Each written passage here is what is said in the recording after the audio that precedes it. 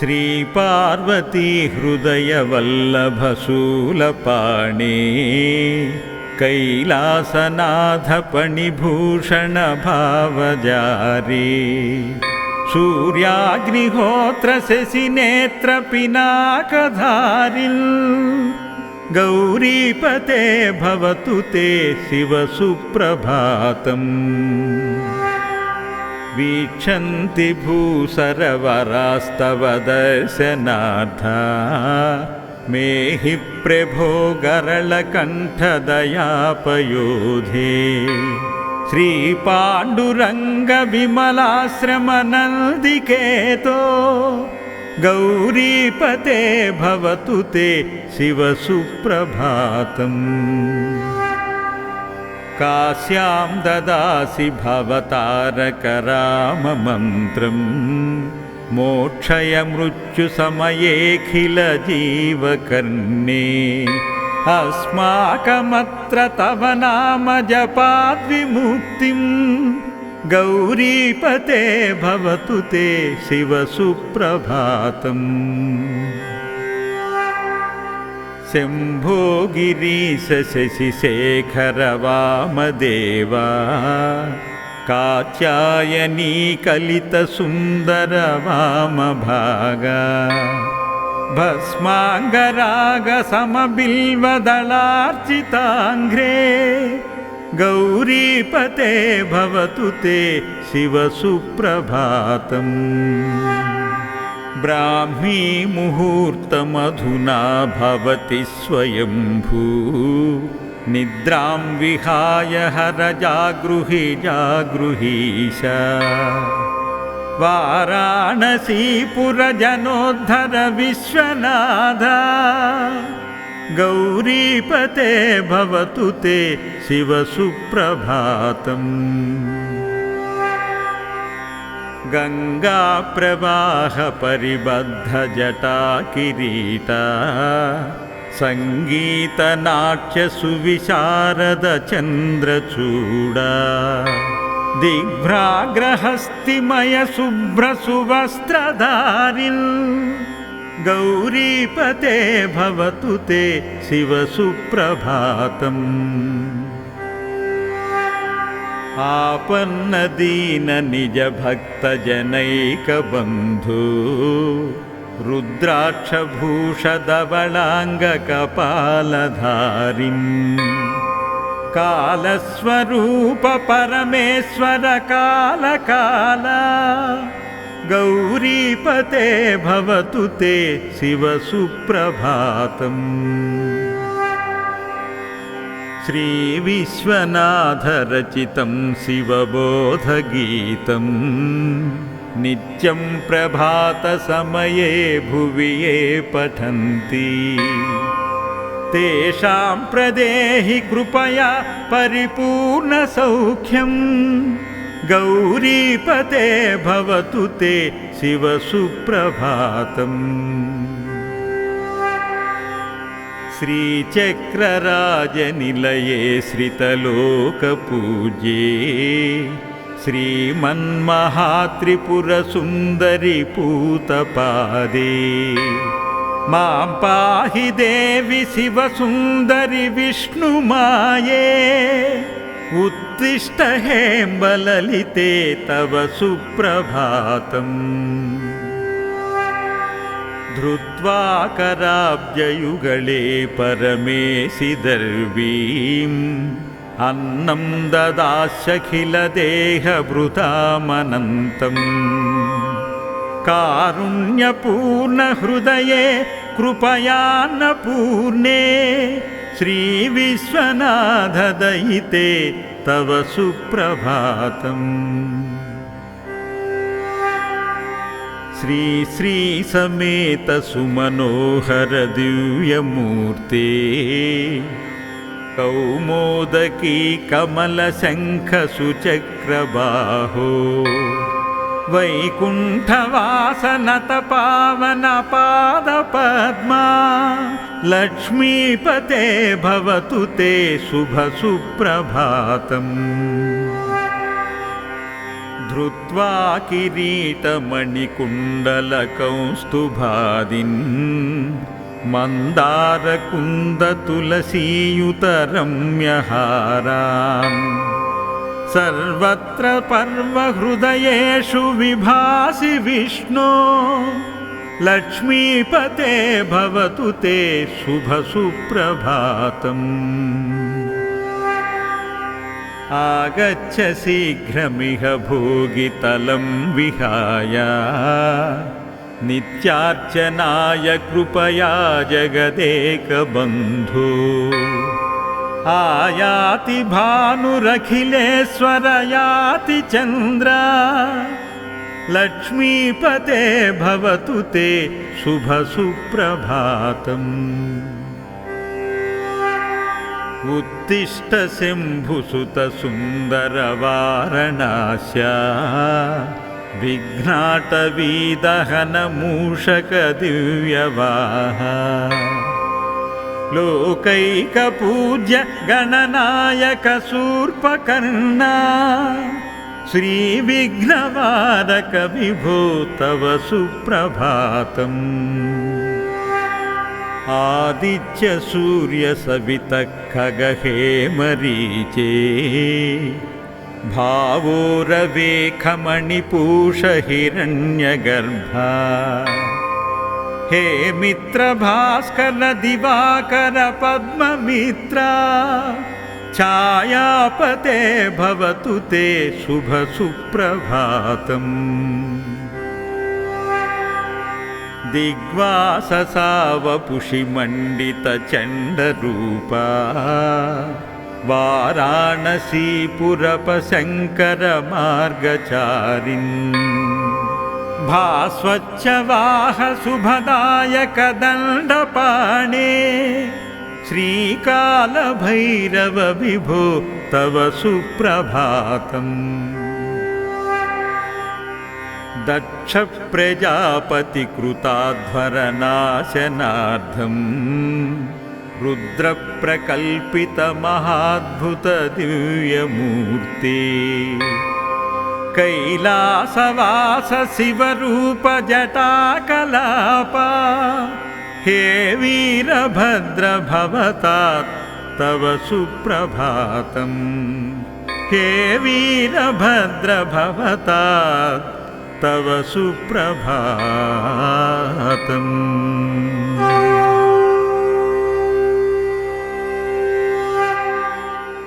श्रीपार्वती हृदयवल्लभशूलपाणे कैलासनाथ फणिभूषण भावजारी सूर्याग्निहोत्र शशिनेत्र पिनाकधारिन् गौरीपते भवतु ते शिव सुप्रभातम्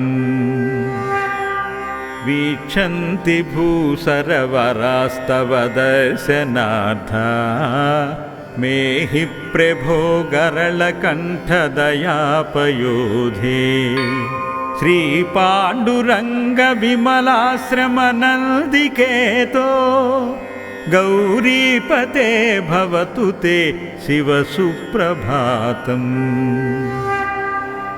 काश्यां ददासि भवतारकराममन्त्रम् मोक्षय मृत्युसमयेऽखिलजीवकर्णे अस्माकमत्र तव नाम जपाद्विमुक्तिं गौरीपते भवतु ते शिव सुप्रभातम्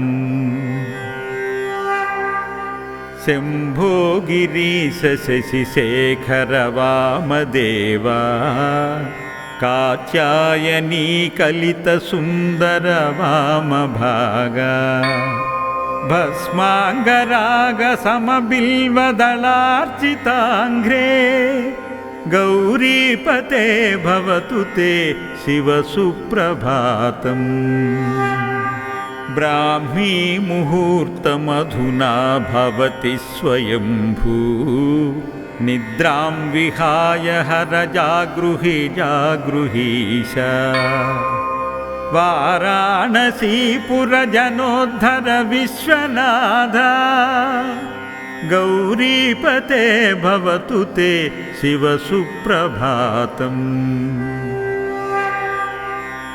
गङ्गाप्रवाह परिबद्ध जटाकिरीटा संगीतनाट्य सुविशारद चन्द्रचूडा दिग्भ्राग्रहस्तिमय शुभ्र सुवस्त्रधारिन् गौरीपते भवतु ते शिव सुप्रभातम्।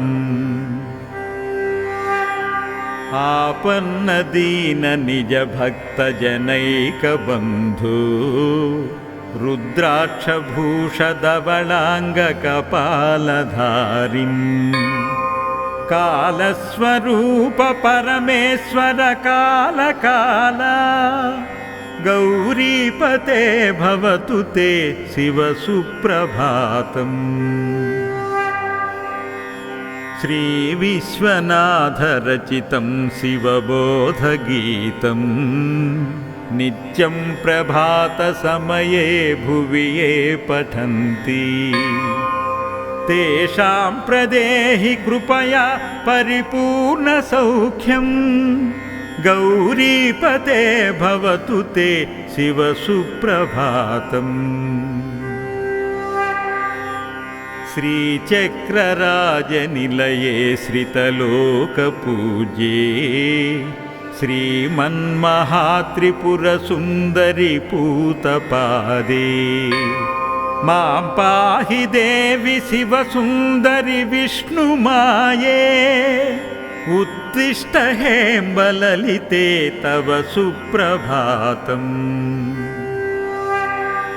धृत्वा कराब्जयुगले परमेशि दर्वीम् अन्नं ददास्यखिलदेहभृतामनन्तम् कारुण्यपूर्णहृदये कृपयान्नपूर्णे श्रीविश्वनाथदयिते तव सुप्रभातम्। श्री श्री समेत सुमनोहर दिव्यमूर्ते कौमोदकी कमलशङ्ख सुचक्रबाहो वैकुण्ठवासनत पावन पादपद्मा लक्ष्मीपते भवतु ते शुभ सुप्रभातम्। धृत्वा किरीटमणिकुण्डलकौस्तुभादिन् मन्दारकुन्दतुलसीयुतरम्यहारान् सर्वत्र पर्वहृदयेषु विभासि विष्णो लक्ष्मीपते भवतु ते शुभ सुप्रभातम्। आगच्छ शीघ्रमिह भोगितलं विहाय नित्यार्चनाय कृपया जगदेकबन्धो आयाति भानुरखिलेश्वर याति चन्द्र लक्ष्मीपते भवतु ते शुभ सुप्रभातम्। उत्तिष्ठ शम्भुसुत सुन्दर वारणास्या विघ्नाटवीदहन मूषक दिव्यवाहा लोकैकपूज्य गणनायक शूर्पकर्णा श्रीविघ्नवारक विभो तव सुप्रभातम्। आदित्य सूर्य सवितः खगहेमरीचे भावोरवेखमणिपूष हिरण्यगर्भा हे मित्र भास्कर दिवाकर पद्ममित्रा छायापते भवतु ते शुभ सुप्रभातम्। दिग्वाससावपुषिमण्डित चण्डरूपा वाराणसीपुरपशङ्कर मार्गचारिन् भास्वच्छवाह शुभदायक दण्डपाणे श्रीकालभैरव विभो तव सुप्रभातम्। दक्षप्रजापतिकृताध्वरनाशनार्थम् रुद्रप्रकल्पितमहाद्भुतदिव्यमूर्ते कैलासवास शिवरूपजटाकलापा हे वीरभद्र भवतात् तव सुप्रभातम्। हे वीरभद्र भवतात् तव सुप्रभातम्।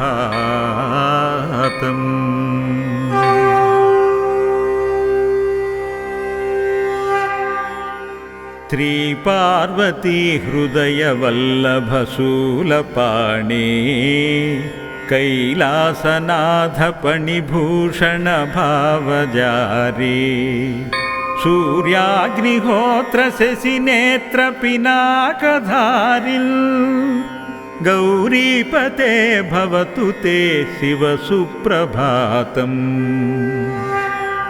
वीक्षन्ति भूसरवरास्तव दर्शनार्था मेहि प्रभो गरलकण्ठदयापयोधे। श्रीपाण्डुरङ्गविमलाश्रमनन्दिकेतो गौरीपते भवतु ते शिव सुप्रभातम्। काश्यां ददासि भवतारकराममन्त्रम् मोक्षय मृत्युसमयेऽखिलजीवकर्णे। अस्माकमत्र तव नाम जपाद्विमुक्तिं गौरीपते भवतु ते शिव सुप्रभातम्। शम्भो गिरीश शशिशेखर वामदेवा कात्यायनी कलितसुन्दर वामभागा भस्माङ्गरागसमबिल्वदलार्चिताङ्घ्रे गौरीपते भवतु ते शिव सुप्रभातम्। ब्राह्मी मुहूर्तमधुना भवति स्वयंभू निद्रां विहाय हर जागृहि जागृहीश। वाराणसीपुरजनोद्धर विश्वनाथ गौरीपते भवतु ते शिव सुप्रभातम्।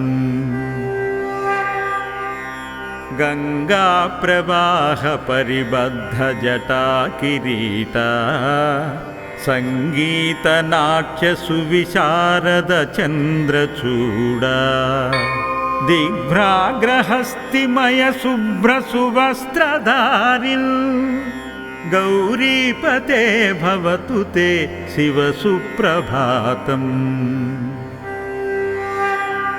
आपन्नदीन निज भक्त जनैकबन्धु रुद्राक्षभूषधवलाङ्गकपालधारिन् कालस्वरूप परमेश्वर कालकाला गौरीपते भवतु ते शिव सुप्रभातम्। श्रीविश्वनाथरचितं शिवबोधगीतं नित्यं प्रभातसमये भुवि ये पठन्ति तेषां प्रदेहि कृपया परिपूर्णसौख्यं गौरीपते भवतु ते शिव सुप्रभातम्। श्रीचक्रराजनिलये श्रितलोकपूज्ये श्रीमन्महात्रिपुरसुन्दरि पूतपादे मां पाहि देवि शिवसुन्दरि विष्णुमाये उत्तिष्ठ हेम्बललिते तव सुप्रभातम्। धृत्वा कराब्जयुगले परमेशि दर्वीं अन्नं ददास्यखिलदेहभृतामनन्तम् कारुण्यपूर्णहृदये कृपयान्नपूर्णे श्रीविश्वनाथदयिते तव सुप्रभातम्। श्री श्री समेत सुमनोहर दिव्यमूर्ते कौमोदकी कमलशङ्ख सुचक्रबाहो वैकुण्ठवासनत पावन पादपद्मा लक्ष्मीपते भवतु ते शुभ सुप्रभातम्। धृत्वा किरीटमणिकुण्डलकौस्तुभादिन् मन्दारकुन्दतुलसीयुतरम्यहारान् सर्वत्र पर्वहृदयेषु विभासि विष्णो लक्ष्मीपते भवतु ते शुभ सुप्रभातम्। आगच्छ शीघ्रमिह भोगितलं विहाय नित्यार्चनाय कृपया जगदेकबन्धो आयाति भानुरखिलेश्वर याति चन्द्र लक्ष्मीपते भवतु ते शुभ सुप्रभातम्। उत्तिष्ठ शम्भुसुत सुन्दर वारणास्या विघ्नाटवीदहन मूषक दिव्यवाहा लोकैकपूज्य गणनायक शूर्पकर्णा श्रीविघ्नवारक विभो तव सुप्रभातम्।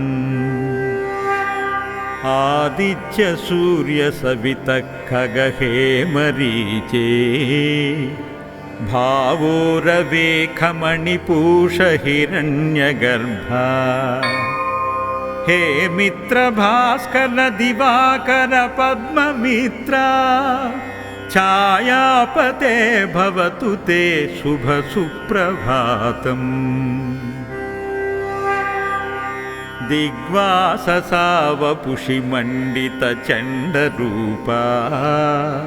वाराणसीपुरपशङ्कर मार्गचारिन् भास्वच्छवाह शुभदायक दण्डपाणे श्रीकालभैरव विभो तव सुप्रभातम्।